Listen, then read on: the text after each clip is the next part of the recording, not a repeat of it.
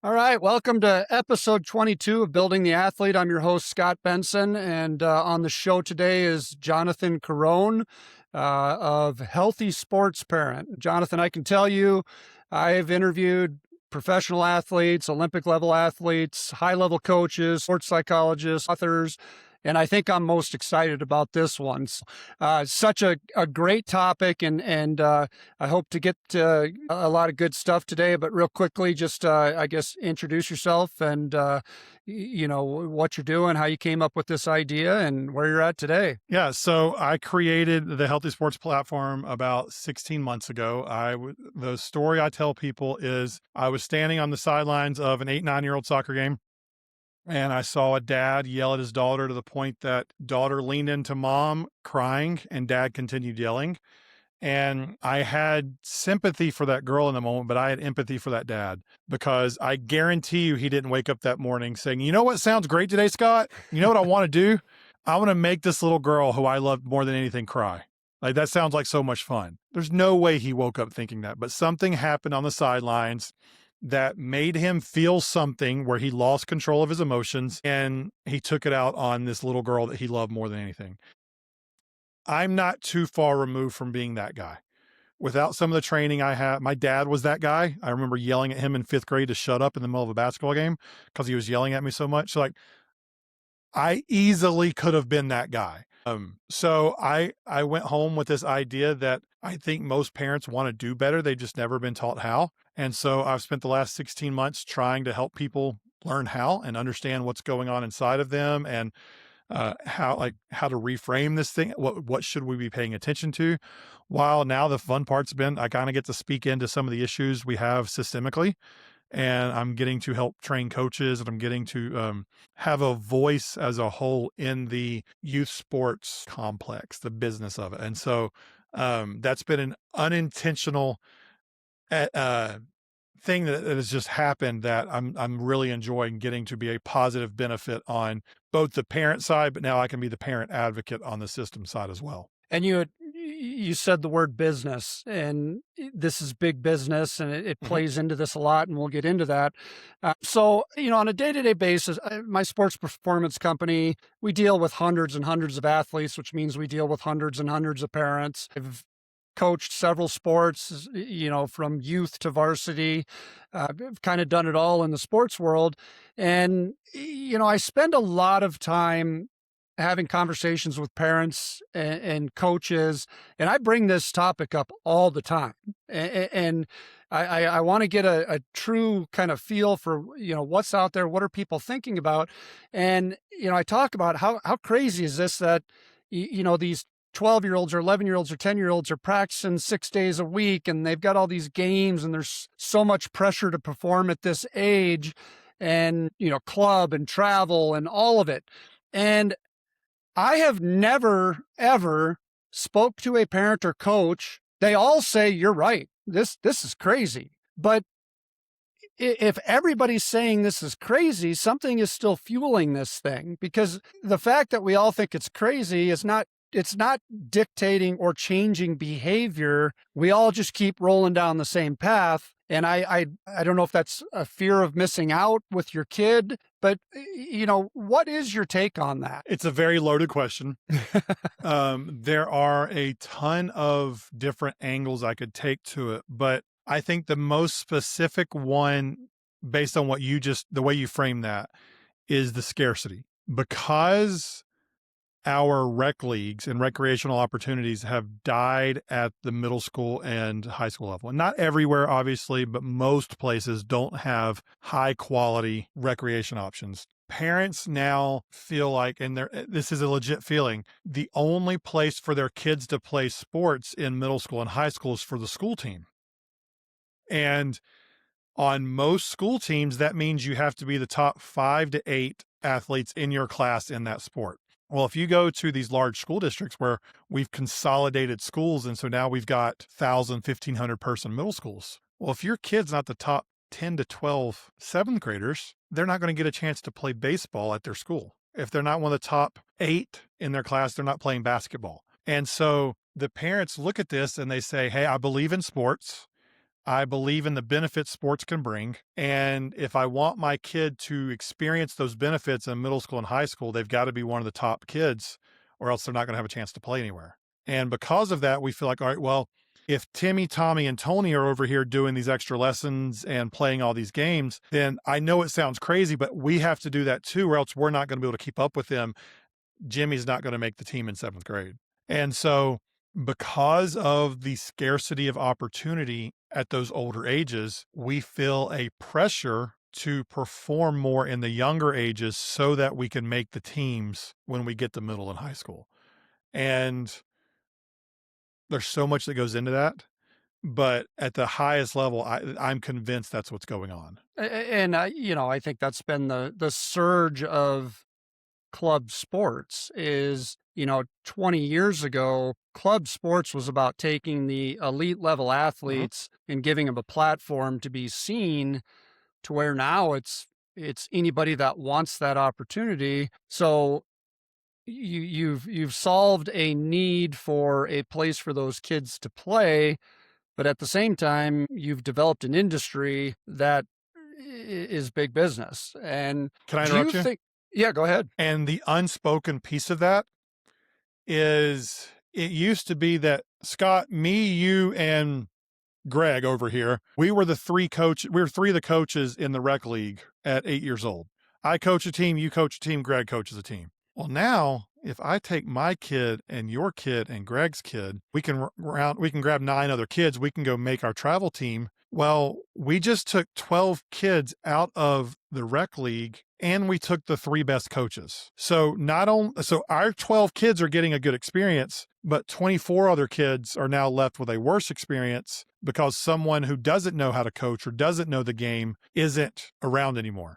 And they don't have other kids their age to look up to and say, I, I, I can't tell you, I can still name the kids growing up who were better than me, who I wanted to be as good as.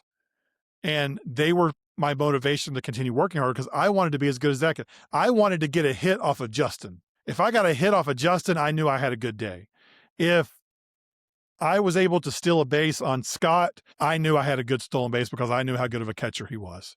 Or, I mean, adapt that to whatever sport you play. But now those 12 kids come out, the rec league is a worse product as well. And so the next 12 who are nowhere near what travel ball was created for, they end up leaving too to form the bronze bracket or the rust bracket of the travel league, and it makes rec even worse. And so we're 20 years into this, and in a lot of places, rec league is a really bad quality because so many people have looked out for what was best for their family and moved on to the club scene without considering how it impacted the rest of their community. Yeah. And I think one question that gets left out a lot here is why?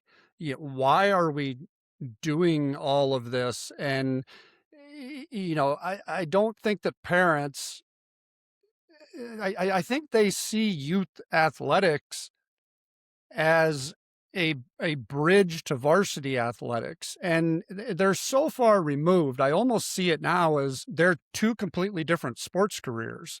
And you can be the star in 7th and 8th grade, and a lot of times we see those kids disappear. It's like the Little League World Series kid that's 6 feet tall, 200 pounds, and he's hitting the ball 100 feet over the fence. A lot of times that kid doesn't evolve into what everybody thinks he's going to. And I don't know. I'm assuming you're a baseball guy. The quote from Tom House. Have you ever heard that? Where he He's got a says, few. this one says, I can't tell you how unimportant success in sports is before puberty. And Yes. I think that sums up a lot of what we're talking about.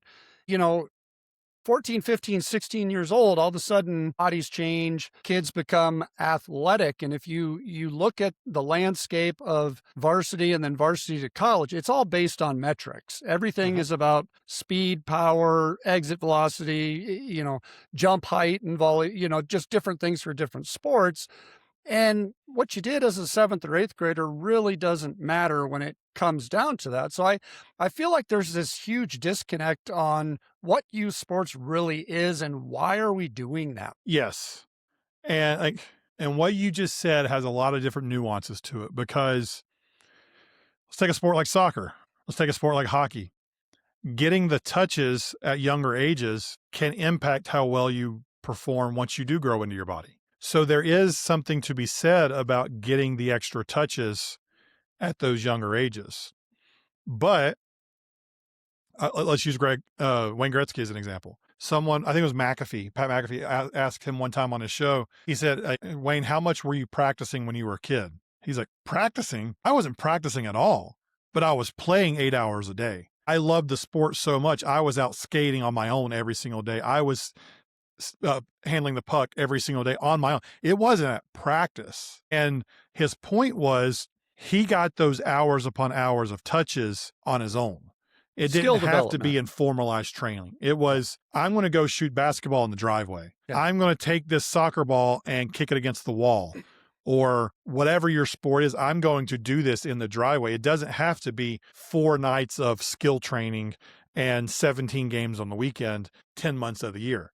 And I think that's where we've gone wrong, because early training can impact future performance, yes. But early performance is a poor indicator of future success, because we don't know how you're going to grow. We don't know if you're going to love the game. We don't know if you're going to get injured. So like, you can be an 8-year-old all-star. Great. I'm happy for you. But like, there's a girl at my local high school right now, played softball growing up, was on a pretty high-level regional softball team into 8th, 9th grade. She's in 11th grade this year and she's playing lacrosse. She walked away from the softball team, who is the number 1 team in the state this year, by the way. They just got the number 1 seed in the playoffs. She walked away from that team to try a new sport this year. So is that a failure?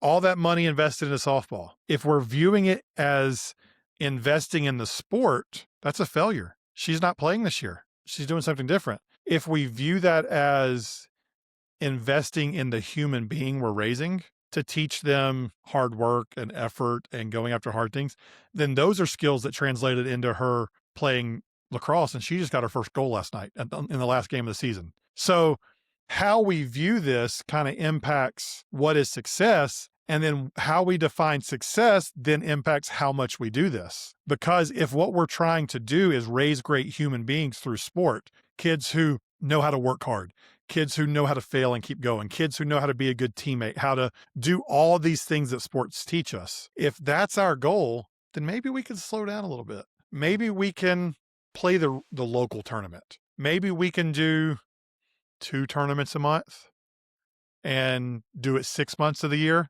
instead of 3 tournaments a month, 9 months of the year. Like, maybe we can change the scale of this if we redefine what success actually is. Yeah. And I think, going back to your point about like Gretzky, or just about the kid that goes out in the driveway and shoots, they're developing a skill. Okay. And somehow our society has gone away from skill development, and it's about compete all the time. We got to compete all the time to be good. And that's so much different than anywhere around the world. We have no long-term development program where, you get into the AAU scene and you've got kids that are playing a 35-game high school basketball season, and then they go play 70 more games in the off season. NBA players don't play that. And you talk to college coaches and they'll tell you, well, honestly, we'd rather have the kids in the gym developing skill, have them in the weight room, getting stronger, getting faster. But I saw a post 2 days ago from a mom here in my town. Her son's in 8th grade. They did the whole middle school season, which I think was 16 games, I want to say. And since that ended the first week of February, her son's played 30 AAU games. And we're recording this on May the 5th. So in 3 months, they've played 30 games. Wow. And you wonder why, and those are just on the weekends, by the way. Yeah. So that they're like those 30 games. Actually, I'm going to pull up the calendar right here real quick. This is going to be terrible audio, but let's just see. We got 1, 2, 3, 4, 5, 6, 7, 8, 9, 10, 11 weekends since their school season ended, and they've played 30 games. So that tells you if they're averaging 3 games a weekend, they've played 10 weeks. If they're averaging 4, they've played 8 weeks or something like that. 9 weeks. So like, they're playing multiple games every single weekend. And that's on you said an 8th grader? Eighth grader. That body is not built to handle that type of a stress load. And, And her overuse son was playing school injuries baseball at the same time. overuse injuries are going through the roof because of the stresses that we're putting on these young bodies when they're so busy competing, they don't have time for a sports performance program, which would help them become stronger and safer and reduce the risk of those injuries because their body would be more prepared. So Yeah, I know this is your angle, but I tell people all the time, like, if you're practicing 3 times a week, kill one of those practices and go lift. yeah. Like, go get in the gym once, or you don't have to do a ton. 45 minutes twice a week on top of your training. Let's pull the practices back, pull the games back a little bit. 2 45-minute sessions in the gym per week for a middle schooler or high schooler, that's a pretty good base. We can do Well, and we could do more, but that's a pretty good base. it's most likely what's going to separate them. And I'm talking about the kids that want to move on to the Mhm. college level. The speed, the athleticism, the strength is the thing that's going to separate them to potentially be a college athlete and then determine what level of college sports they're going to play. Coaches, you don't go do a combine because a coach wants to see what your skill level is. They want to see how athletic you are and how you fit it at, what level. Obviously, every level, the speed of the game goes up. And we have a broken system, and again, not a long-term development model, kind of just let's just throw everybody into the hopper and, out at the bottom, some athletes will come out. And that's just not a really good sustainable long-term plan. And I think it's drastically changed over the last 20 years, like you said, because of parent involvement. And I don't know how that is changed. I mean, obviously, I try to educate on the importance of what I do and how that's going to play into the future. But and I know a lot of good people that are trying to do the same, but we seem to just be following that same old broken model. So how, in your opinion, what are just some simple steps we could take? I mean, I think it is people like you speaking into the spheres of influence you have. Um, I think one of the things that is missing from those of us with platforms or microphones or ways like is empathy. We have like it's so easy to get on this side of the camera and just rail on the system. That's easy. Anyone can do that. But for us to empathize with a parent, to understand what they're going through, to realize like all the pressures on that parent that are leading to these decisions. I think that's what's missing a lot from those of us who are trying to enact thought leadership type of change, because no one wants to be told they're doing it wrong. No one wants someone to say, "Hey, you didn't get it right." But when we can say, "Hey, I know what you're trying to do. I totally get it. I think you have good intentions, but let me explain something to you that you might not have thought about. Let me teach you this thing based on my education and my experience." Then people are more open to listening. So there are so many different ways I could have answered that. But what I have found the most traction with and the most success with in what I'm doing is when people tell me like they appreciate my positive influence and my understanding of where they're coming from and my Yeah. understanding of what goes into this. Well, and Because can you be more empathetic because you had mentioned I could have been that guy. I could yeah, have been that parent, as well as I probably have been in the past. I still mess up. Yeah, absolutely. And So, I think when we humanize it, more people are willing to pay attention. yeah, But when we like you've got people sitting in their ivory towers telling everyone how wrong this is that they're doing it. Like I can believe it's wrong, but if I don't first get out of my tower to get in the bleachers with them to say like, hey, I understand this. I understand like everything you're feeling right now. This is why you're feeling that way, but this is the reality. And he'll teach and guide and shift and walk with people instead of talking at them, then I think that's where real change comes from. yeah. And you had, And that's a lot slower and it's a lot less sexy. yeah, So, you had mentioned the dad that, he didn't wake up, wanting to hurt his little girl, and I honestly believe most people go into all of this with good intention. They just want the best for their kids. Yes. But digging into this, kind of at a parental emotional level, what I see is so many parents, and I can just feel it when they talk to me, where it's gone beyond being a proud parent to where they're trying to convince you of how great their kid is as a reflection of themselves. So when does that change, or how do you help parents recognize where to draw the line? Like, hey, this isn't about you, whether your kid is the star or the kid that's sitting on the bench. It's not your problem. It's their problem. And if, to navigate through that, that's it's some tricky things in there, but how do you have that conversation with a parent to get real with them? So I think it comes down to two things. Excuse me. Two things that are very human and that happen inside all of us. And it's things called self-love and self-glory. These two emotions are hardwired into us and go back to the cavemen. They are part of human anthropology. Basically, what this means is that self-love is the desire for others to like us. Self-glory is the desire for others to think we're good at what we do. Let's take this way back when. Our brains are designed to help us survive and thrive. Those are the two things our brains are trying to do more than anything. So way back when with the cavemen, we wanted the other people in our caveman community to think we were worth protecting when the cavemen from the next community came over to try to kill us. So we wanted people to like us, and we wanted people to think we were valuable or good at what we were doing. It's a safety mechanism within us. That desire is still within every single person. So when our kid performs well, we think others are going to like us more. When we put our kids in the extra team or the extra training, we think other parents are going to think we're doing a good job. That's a natural thing. When our pursuit of that feeling is attached to our kids' performance, we go places we don't need to. When those feelings are sitting in the back seat of the car and they're just along for the ride with us and whatever, okay. When we start doing things in pursuit of that and our kids' performance is the way we're getting it, that's when we get in trouble. And I'll give you an example. This weekend, my son, we're playing U12 soccer right now, recreation soccer. He's the second youngest kid in the league. He had a banger of a goal in terms of totally lucky, by the way. Goal kick, it bounces. He kicks it on the fly, volleys it, kicks it up, and it just tips right underneath the goal. One of those that 1 inch higher would have hit the crossbar, 2 inches higher would have completely missed, just so happened to dive in.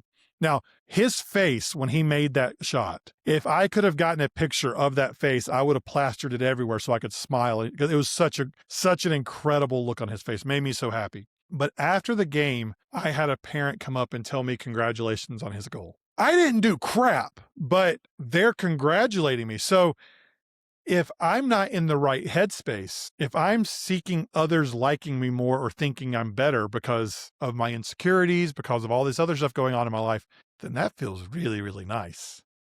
And so my kid's performance starts being the driver of this external feeling I'm getting. But when my head's in the right place, when I'm under, it's like, no, don't cry. I didn't do nothing. I just stood there on the sideline and cheered him on. And so I was just as surprised it went in as you were.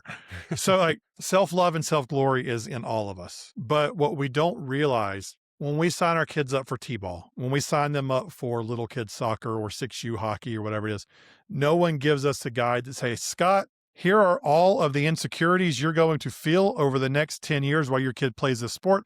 Here are the reasons why you feel them. Read this book and everything will be okay.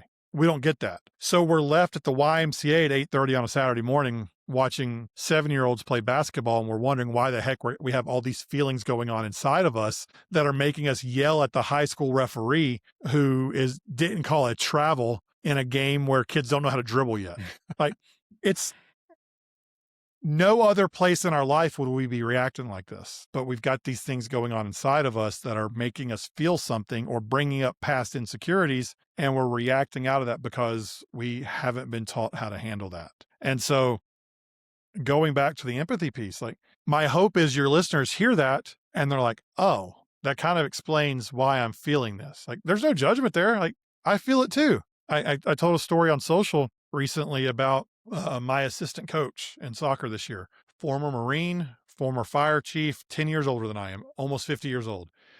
We had a game where some of our kids were not trying hard at all. And he responded to them as if he were still the fire chief or the Marine, said some things that shouldn't have been said a little louder than they should have been said. I had to get on to him. We had a conversation and we're working through some of that emotional regulation for him. And he has told me he wants to work on it. So we're working together on it. This past weekend, something happened. He's like, man, this positive stuff sucks. Cause he wanted to get some stuff out. But I told him, I was like, dude, everything you said last week, I thought. Like every single thing you said, I thought. But we have to be emotionally mature enough not to say those things out loud, because the 11-year-olds on the soccer field don't need the adults telling them how much they suck. Like they don't need their adults like saying bad things about them. They need encouragement from us. They need us to call them to more. And so it's like, I'm not the thought police here. I'm not going to tell you not to think these things. I will tell you not to say them. We've got to be emotionally mature enough to filter these thoughts through, like, this is a feeling I have. Is this appropriate or inappropriate to do based on that feeling? And when we can work through that, it just allows us to make better decisions that actually support our kids better without adding unintentional pressure to them. Yeah, I think parents I think we have, like you said, these feelings and these reactions, but we are making decisions based off of how this is making us feel, Mm-hmm. potentially from, like you said, insecurities, past traumas in sports or life. And so we're reacting as how I feel, not what's in the best interest of my kid. And, I'm very blessed the way that things have played out for me, and you'll find this refreshing, I hope. As when I grew up, I was not a great athlete. I was a late bloomer. I was a pretty good baseball player from the start, but football, basketball, soccer, I struggled, and my parents let me struggle. My dad was a base commander at one of the largest Air Force bases back when nuclear war was a real threat. So he was a little busy. He wasn't there, teaching me how to do those things, and that's not daddy issues. I'm just saying, I didn't have a lot of direction in sports, and I'd kind of quit all sports by the time I was in eighth grade. Couple things happened, go out for track my sophomore year, have a little bit of success. And then, from my junior year to my senior year, I go from being kind of nobody to a state champion, a state record holder. And then my senior year, I was number 2 high jumper in the United States. So things happened very, very fast, but I went through a lot of failure early on. I felt a lot of failure. And I think that's the thing that drove me. And so I've used that with my own kids. My kids are a lot like I was. They're late bloomers. They're tall and awkward and baby giraffes. And I've kind of let it go to where my oldest daughter, she was a decent athlete, but by the time she got into high school, she was getting better at everything. By the time she's a junior, she realized she was going to drop basketball, focused on volleyball and track, had opportunities to move on in both, chose to go to a Division I school for track and field. My middle daughter, same thing, completely uncoordinated, wasn't very good, picked last for everything in middle school. And then all of a sudden, genetics kick in. Now she's 6 feet tall. She can jump. Now she's signed to go play college volleyball. And, I have a 12-year-old son, exactly the same. He's just in that awkward stage. He goes out, he has fun. There's no pressure from me or my wife. He sits the bench in some sports, and that's okay, because that's not my problem. If he makes that decision that, hey, Dad, I don't want to sit the bench anymore, I want to put some work in, I'm right there, and I'm going to back him up with everything that I can possibly give him. But I'm letting my kids feel it out and make the decision that they want to go after this. And I think that's missed by most parents. I think they try to create the scenarios and control the scenarios to put their kids in a position to always succeed. And I think that's just a huge, huge mistake. Well, I would take it one step further. I hear all the time that kids don't know what they want. So we have to push them into things so that they, like, if we see it in them, we have to push them into it so that they can reach their potential. And The way I view it is our role is to present opportunities and to help our kids discover what they can be passionate about. So present the opportunities, allow, Absolutely. like, maybe you have to sign them up for a rec league of a sport that you think they would enjoy, but they don't at a younger age, because maybe like one of my kids is the ones like they're going to say no to everything, but then they get out there and they actually enjoy it, Right. and they enjoy it more than they thought they would. And like we're doing that with with a neighborhood swim team this summer. Both kids like the pool, but they don't want to compete in it, and we're not going to make them compete. But we just want you to go be on the team, and go become a better swimmer, because that's a life lesson you need, and a tool you need for life. I think my son might really enjoy it, but he wouldn't have chosen it on his own. But he was sitting next to me last night. He's like, "Daddy, are you really going to make me play basketball next year?" Because he played basketball in first grade and had a really bad experience. I think he would enjoy it.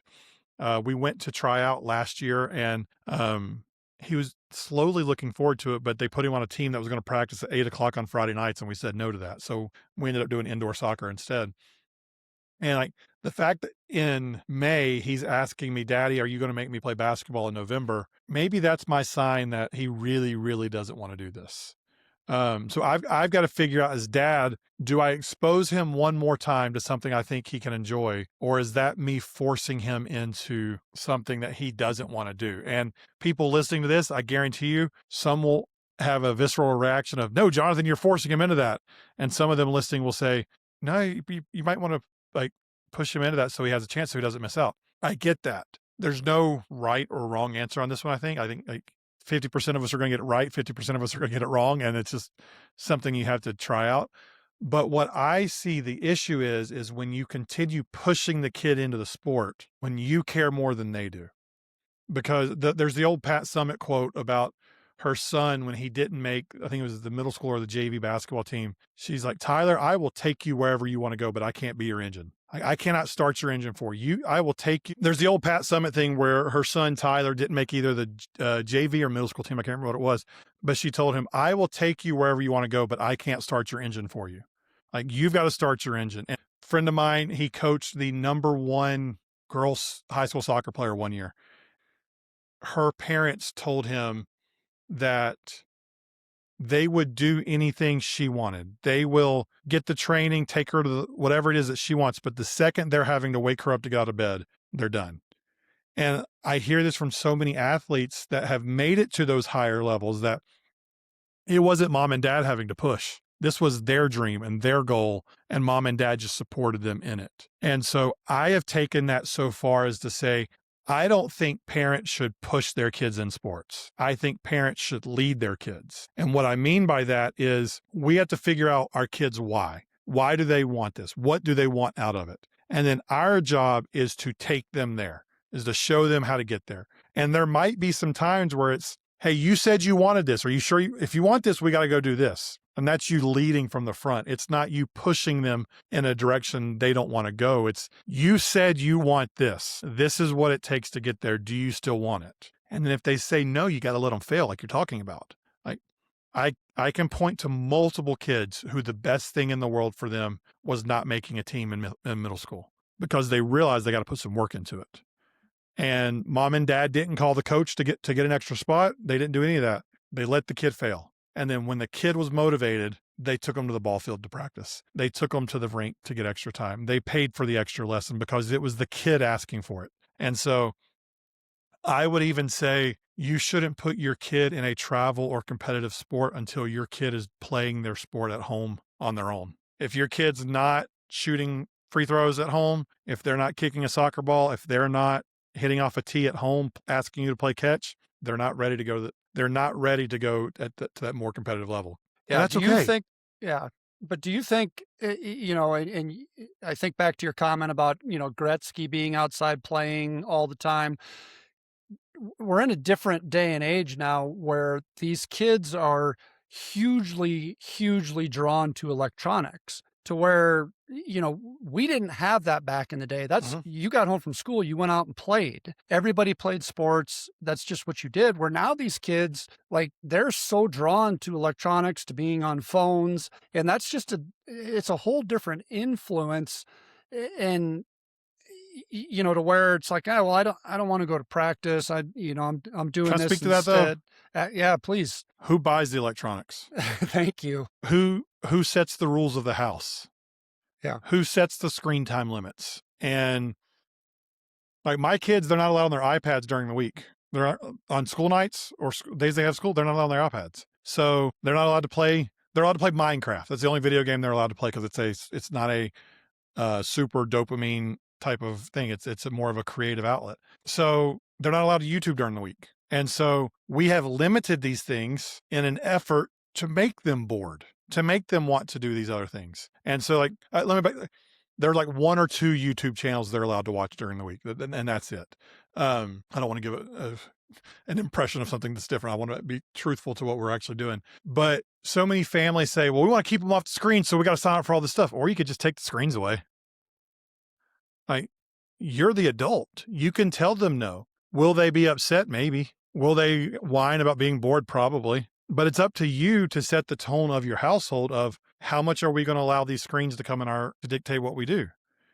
And I can tell you right now, some of the best athletes in my kids' grades are the ones whose parents limit screen time the most because those kids are forced to go outside and play. The ones who are on screens the most are the ones that, anecdotally, my experience, have the most issues transitioning to practice or focusing in practice. And so, correlation, causation, I have my opinion. I don't have the science to say definitively this is why, but when you limit the screens, the kids have less reasons to stay inside, more reasons to go do it. They play it more, they get better at it, they enjoy it more, they want more. Seems like a pretty foolproof method to me. Yeah. And I think a lot of kids have missed the opportunity to fall in love with the sport because that time has been spent on a device where, you and I were out playing wiffle ball or pickup basketball or, I remember stealing all of the flour out of my mom's kitchen when I was little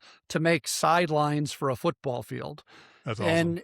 And that's just what we did, and I loved every minute of just playing. And, for that parent that said, "Well, that's why I gotta sign him up for all the sport." No, you missed it.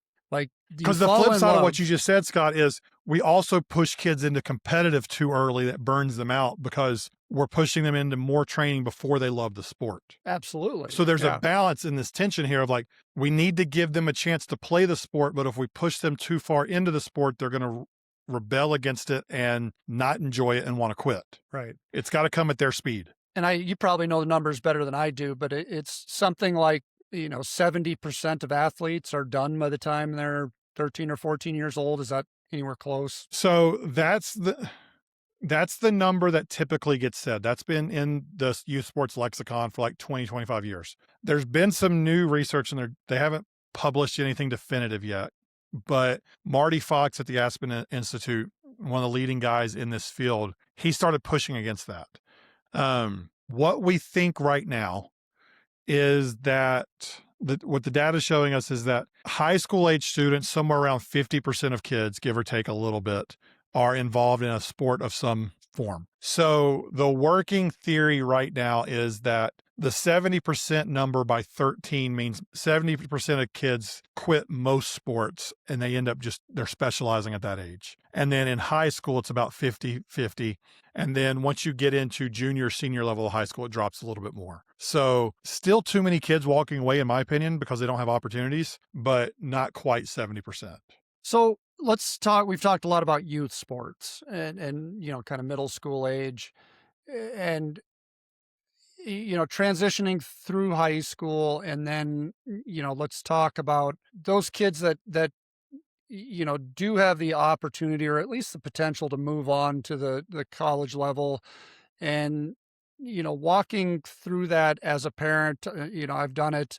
Boy, a lot's changed at that NCAA level in the last, really 5 years, and some things that have come through in the last couple weeks, that all of these decisions that have been made in the last 5 years by the NCAA are protecting the current college athletes and are really going to be working against the high school athletes trying to get recruited with the transfer portal, 5th year of eligibility. Do you think parents I mean, I feel like parents in general just they don't know all this. They don't understand all this, and we're just in a different world when it comes to that kind of complex transition, and just like to get your opinion on that. That's a wide open question. Yeah. Ask it a different way. Let me see if I can come up with ask that question in a different way and see. I want to see where my brain goes, because I've got 13 tabs open right now of what I want to answer. Do you think parents have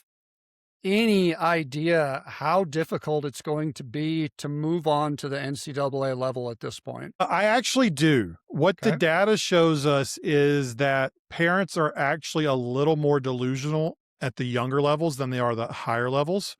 Um, Too many are still a little too delusional at the high school level, but as kids get to puberty and beyond, more and more parents start to see the realities of this and see the physical disparities and the talent disparities, and they start to understand that my kid's not going D1. That said, I think a lot of families and parents don't understand how hard college sports are. I think they like the appeal of being able to say their kid played in college, self-love, self-glory, pride, all those things. They like that, but then they get there and it's like, "Oh, I don't know if I like, oh." I know a kid right now playing, club baseball at an ACC school. He was our top pitcher at my high school last year. Coulda gone D2, possibly coulda gone low level D1, but he's loving club ball right now because if he's got a test, he can skip practice. If he's got something like, it's not that full-time job commitment that playing Scholastic Division I is, where 25 hours of practice a week, all the travel, like they just play on the weekends in the club, like, and it's relatively close. So he's thriving right now playing at that club level. He's actually coming and he's playing summer ball this year with a bunch of his former teammates who went Division II or JUCO. But the club route was the best route for him, and he still gets to wear the hat. It's just not the Division I level. And so I just, what I point to all the time, and this is changing a little bit with the portal, but look at how many freshmen in the past were in a signing class. Let's say football. Football, 85 person roster. You're signing 20, 25 kids of the freshman class. Senior day has 9 or 10. What happened to that other 15, 16 kids? Well, we can't say they all transferred because it's not the same number. They got hurt. They walked away from the sport altogether. So I don't have this stat in front of me, so please don't quote me on this. Please don't ask me for the citation. But I read once that something like 30 to 50% of kids who play in college don't play all 4 years. When you don't play all 4 years, you don't get a scholarship all 4 years. You usually end up transferring. You don't end up at the school you started with. So it's just like, I don't think people have a full definition of what it looks like to play college sports and everything it takes to be successful at that level. Yeah. And I think, as I was saying, I think the landscape's changed drastically just in the recent, and I think it's going to be very, very difficult for kids. I think you're going to see club sports grow at the college level. I think you're going to see NAIA probably explode here over the next 5 years because these high school kids have to go somewhere. JUCOs being, in certain sports, JUCO is the international path. They come in and they have to get their academics in line, and then to move on to a Division I. So it's going to be more and more difficult. And it's a completely different conversation. But again, it's going to be one that takes empathy and education to parents. What is something parents should stop saying to their kids now when it comes to sports? It's not a specific saying, but I mean, the two things I would go to is coaching them from the sidelines and then treating the car like it's a performance review. Let the kids play, let them ask for critique or criticism or your thoughts. Don't dump your emotions on them right after a game or right in a game. Control yourself a little bit more so that they have the freedom to play and make the mistakes, and then so that they don't.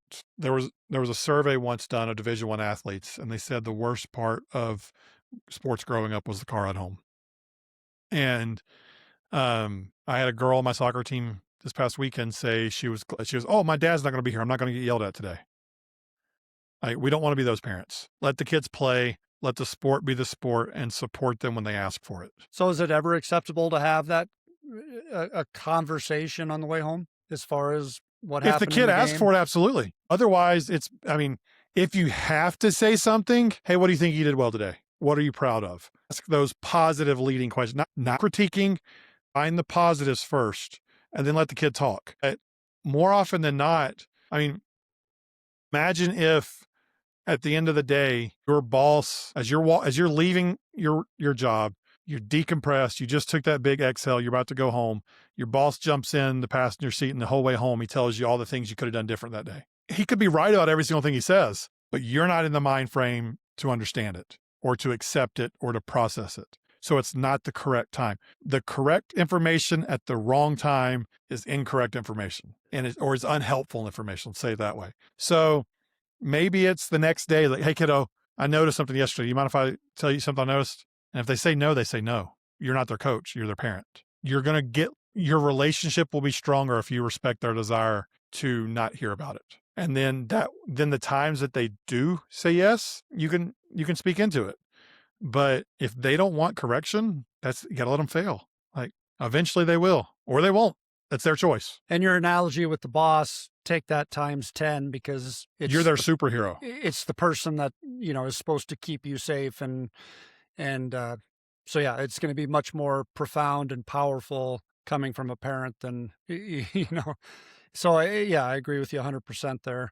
All good information. Jonathan, I know you got to get to another call. So I really, really appreciate you coming on. I think this is such an important subject, and it's, it's talked about, but it's kind of talked about on a surface level. And, I agree with you and, empathy and having those conversations with people. So I appreciate what you're doing for everybody, and appreciate you being on the show. Thanks, man. I appreciate it so much. Yep. You have a great day. Thank you, you too.